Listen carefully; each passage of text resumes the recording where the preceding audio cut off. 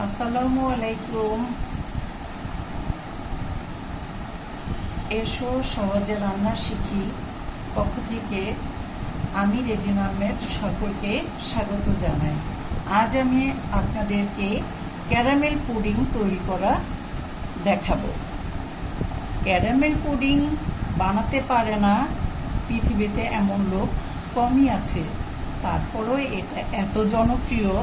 তো আমি চাচ্ছিলাম এই ক্যারামেল পুডিংটা আমি কিভাবে বানাই সেটা করে দেখাবো। অতি অল্প সময়ে প্রেসার কুকারের সাহায্যে 4টা হুইসেলের মাধ্যমে কিভাবে আমি ক্যারামেল পুডিং তৈরি করি সেটা আজ দেখাবো। চলুন দেরি না করে আমরা ক্যারামেল পুডিং তৈরি করি। একটি পাত্রে দুধ দেওয়ার আগে আমি অল্প একটু পানি দিয়েছি, যাতে দুধটা জাল দিলে নিচে লেগে না যায়। তো আমার ডিমের পুডিং তৈরি করতে আমার 1 লিটার দুধ লাগছে। আমি আড়ঙের 1 লিটার দুধ দিলাম। এই দুধটাকে আমি জ্বালাতে জ্বালাতে অর্ধেক হয়ে যাবে তখন আমি চুলাটাকে বন্ধ করে দিব।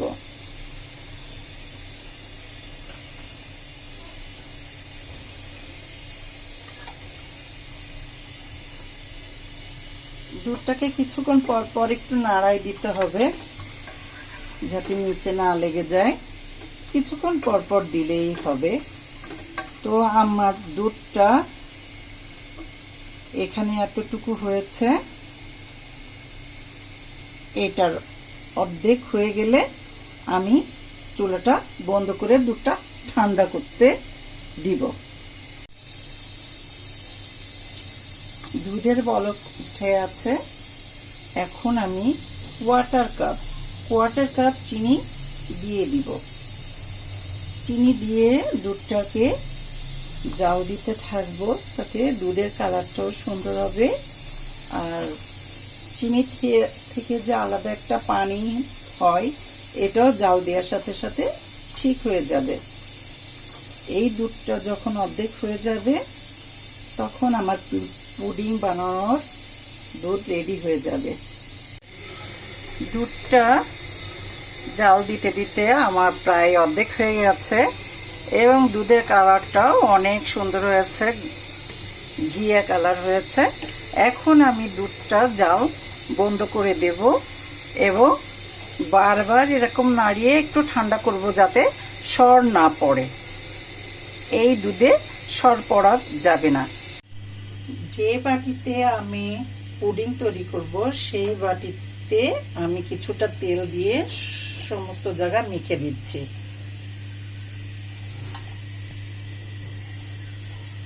তেল সব জায়গায় আমি লাগিয়ে দিচ্ছি। এটাতে আমি ক্যারামেল তৈরি করব। ক্যারামেল তৈরি করার জন্য আমি বাটিতে 1 টেবিল চামচ চিনি দিলাম, 2 টেবিল চামচ 3 টেবিল চামচ চিনি দিলাম। এখন কিছুক্ষণ অপেক্ষা করব, চিনিটা কালার না হওয়া পর্যন্ত। আমাদের চুলায় এটা আস্তে আস্তে গরম হতে থাকবে।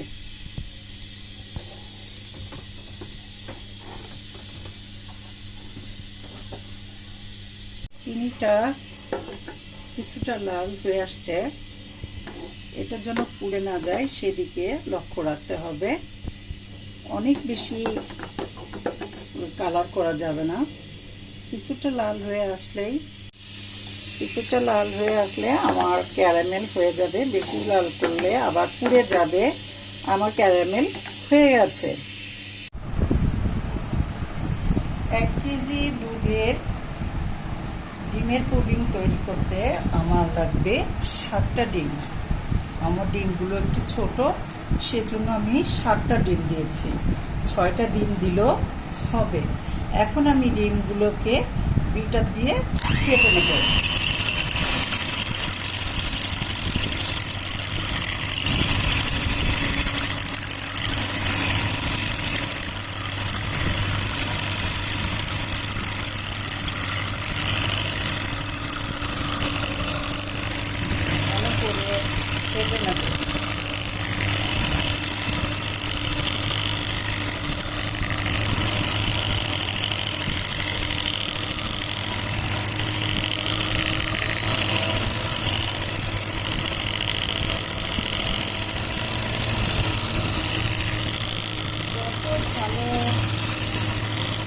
তাহলে দুধটা ফেটানো হবে, তত পুডিংটা সফট হবে।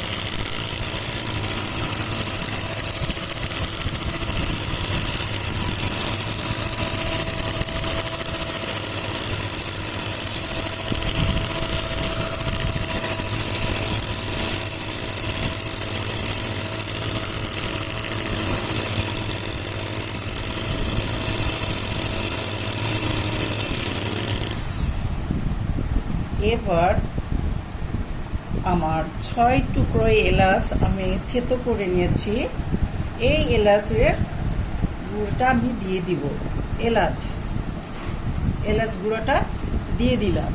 কেউ অনেকে ভ্যানিলা এসেন্স দিয়ে থাকে, তবে আমার কাছে এলাচের সুঘ্রাণটা খুবই ভালো লাগে। আমি এটার মধ্যে এলাচ দিয়ে দিলাম। এবার যে দুধটা ঠান্ডা করেছিলাম সে দুধটা দিয়ে দিব।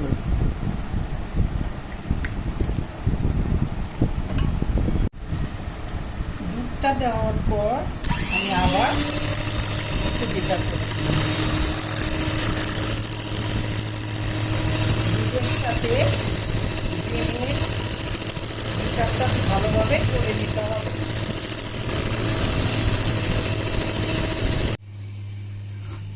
ডিম এবং দুধ আমার মিশানো হয়ে গেল। এবার আমি যে বাটিটায় ক্যারামেল তৈরি করে রাখছিলাম সেটাতে একটা ছাঁকনি দিয়ে সেঁকে দেব।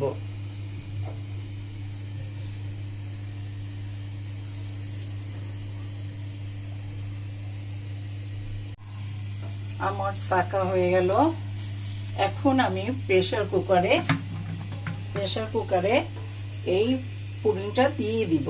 তার আগে আমি 1.5 কাপ মেজারমেন্ট কাপের 1.5 কাপ পানি দিব। 1.5 কাপ পানি দিলাম। এবার একটা স্ট্যান্ড এর মধ্যে বসিয়ে দিব। বসিয়ে দিয়ে এবার পুডিংটা পাত্রটা এর মধ্যে দিয়ে দিলাম। প্রেসার কুকারের ঢাকনা আটকালাম।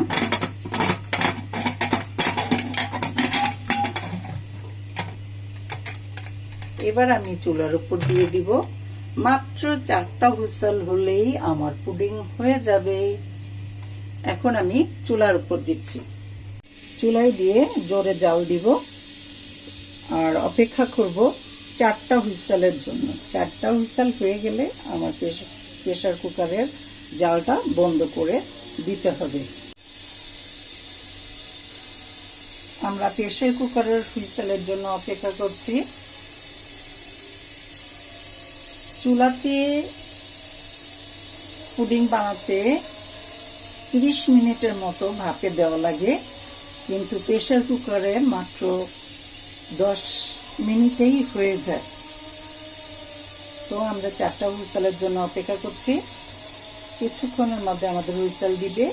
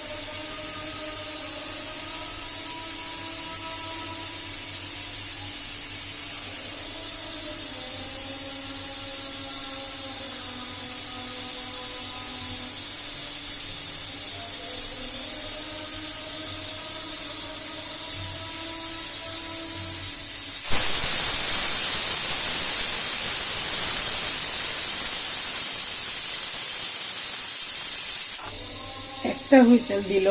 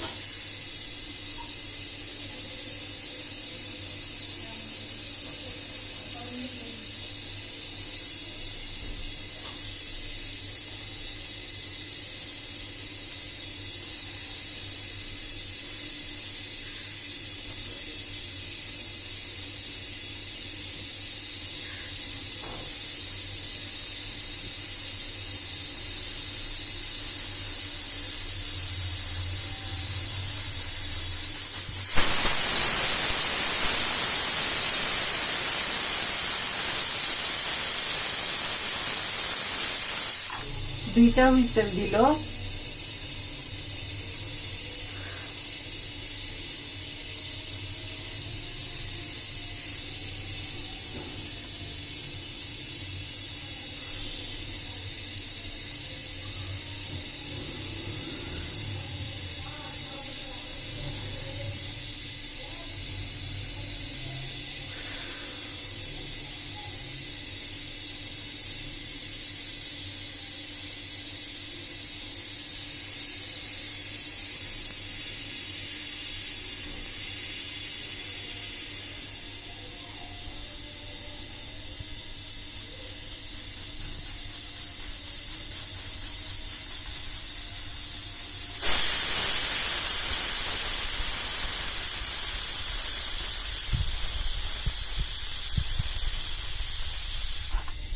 তিনটা হুইসেল দিল।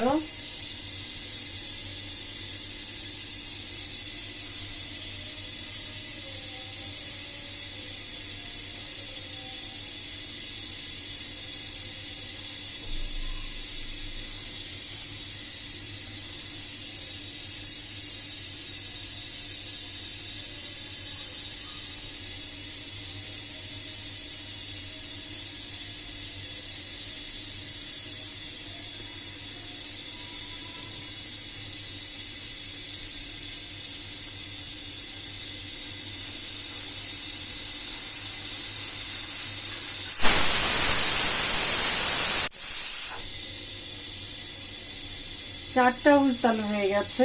এবার আমি জালটা বন্ধ করে দিব এবং 5 মিনিটের জন্য অপেক্ষা করব। আমার 5 মিনিট হয়ে গেল।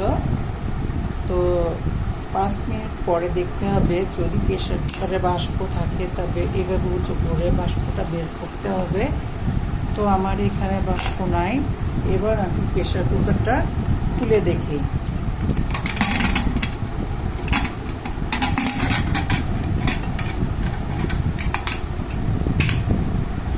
আমার পুডিংটা হয়ে গেছে।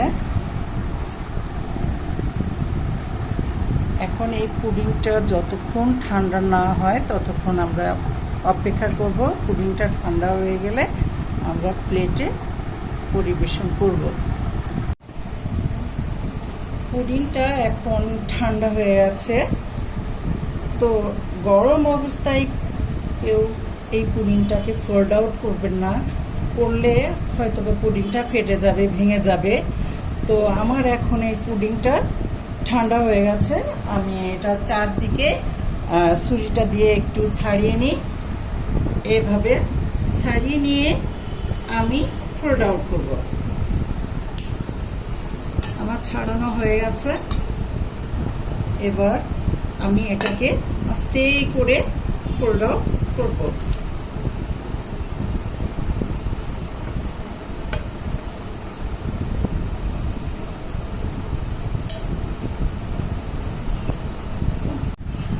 হয়ে গেল আমার এই ক্যারামেল পুডিং। এবার আমি একটু কেটে দেখাই কতটা সুন্দর হয়েছে এবং কতটা জুসি।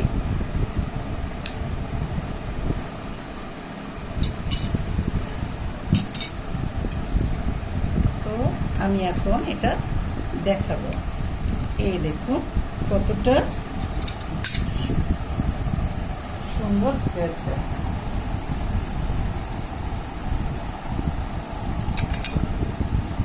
এখন এটা খেয়ে দেখলে বোঝা যাবে এটা কতটা সফট এবং কতটা টেস্টি। আমার এই পুডিংটা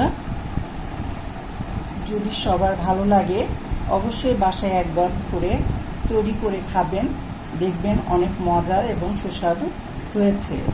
কষ্ট করে সবাই এই রেসিপিটা দেখার জন্য সবাইকে আমি আবারও ধন্যবাদ জানিয়ে এখনই শেষ করছি। খোদা হাফেজ।